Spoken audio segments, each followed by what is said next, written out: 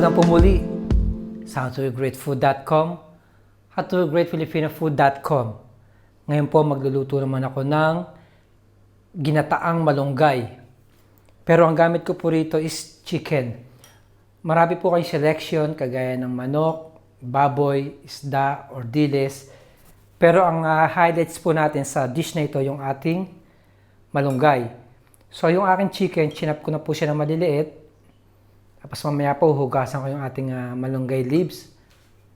Gagamit tayo ng coconut milk, onion, crushed garlic, ginger, sili which is optional lang, dried bay leaves, salt, ground black pepper.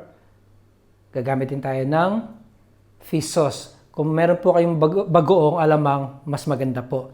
Kailangan din po natin ng mantika. Okay po, mag-start na po tayo magluto ng ginataang malunggay. Nagpapainit na po ako ng aking pan. First step, maglalagay tayo ng mantika. Lalagyan na po natin yung ating crushed garlic. Medyo ito-toast lang natin siya ng konti bago tayo mag-add ng luya.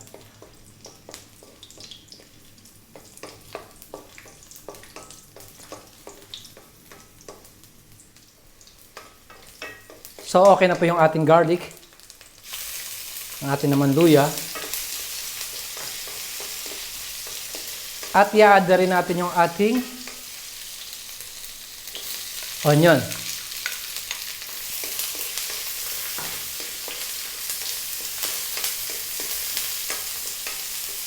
So, habang ginigisa natin to, mag-a-add po tayo ng laurel.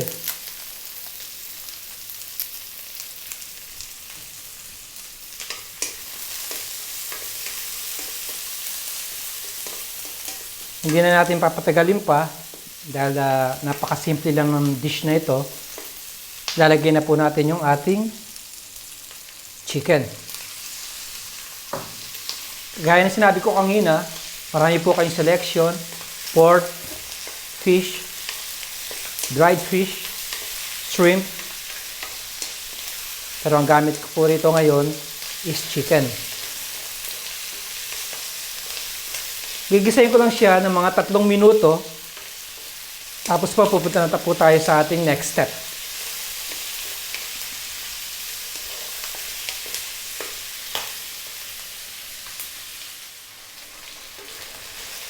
Now, okay na po yung ating chicken. Makikita nyo, nagmamantika na po siya. Maglalagay na po tayo ng coconut milk.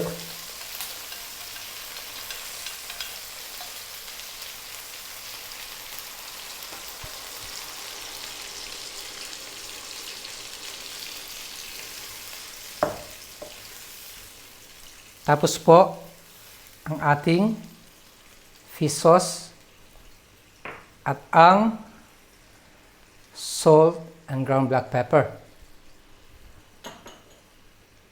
Optional na sili. Ngayon po, lulutuin lang natin siya ng mga 7 to 8 minutes.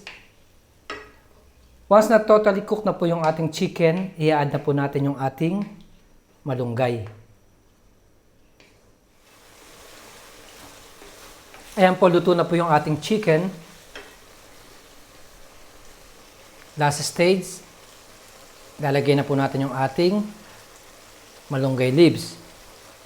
Make sure na hinugasan nyo mabuti ang inyong gulay bago po ninyo lutuin. Dahil marami pong dumi yan, alikabok, at maraming humahawak ng mga mamimili. So, lulutuin ko lang siya ng mga 2 to 3 minutes. Tapos po, pwede na natin siyang i-transfer sa isang serving plate or serving bowl.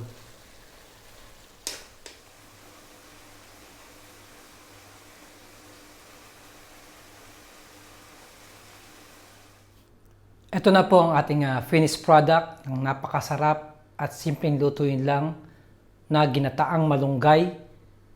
Maraming salamat po sa panonood ng howtogreatfilipino.com. howtogreatfood.com. Mabuhay!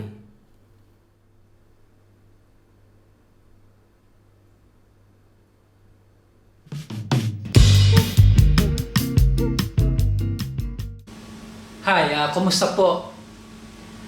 Ako po yung voice behind sa howtogreatfilipino.com.